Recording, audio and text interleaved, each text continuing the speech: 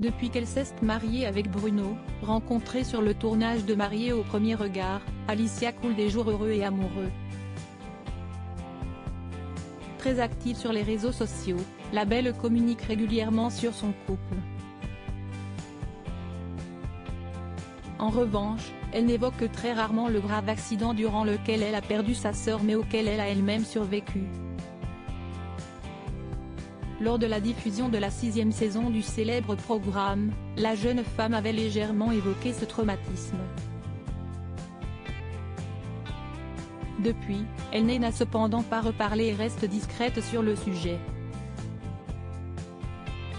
Mais lundi 2 janvier 2023, la jolie blonde s'est confiée dans le podcast de Laura Pouliquen, disponible sur de nombreuses plateformes.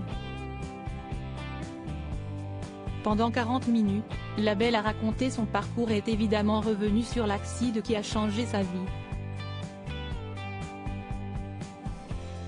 Je me souviens qu'on fêtait le réveillon de Noël en famille et sieste quand on est rentré que la fatigue nous a éhoussés. Tous, dans la voiture, y compris la personne qui conduisait.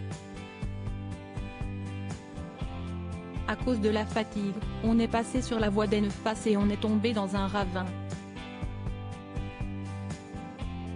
On a fait une chute de 8 mètres dans un ravin de rochers et d'eau, a-t-elle d'abord expliqué.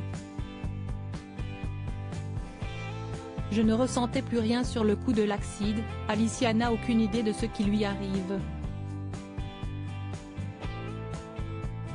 J'avais mes yeux pour voir, mes oreilles pour entendre, mais je n'avais plus de corps pour sentir.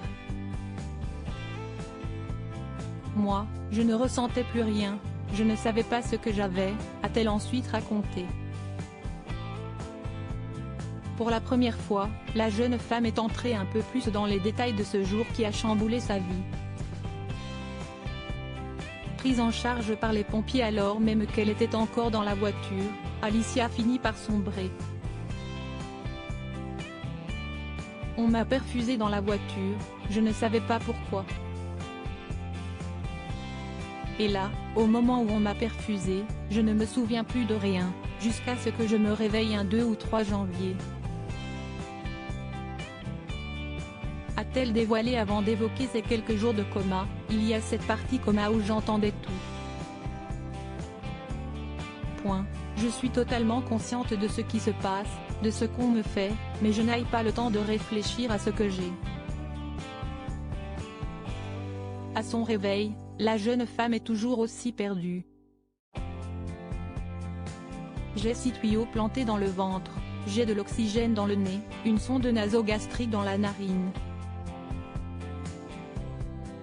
Sieste vachement compliqué, je ne comprends pas ce qui m'arrive, je ne comprends pas ce que j'ai, a-t-elle conclu.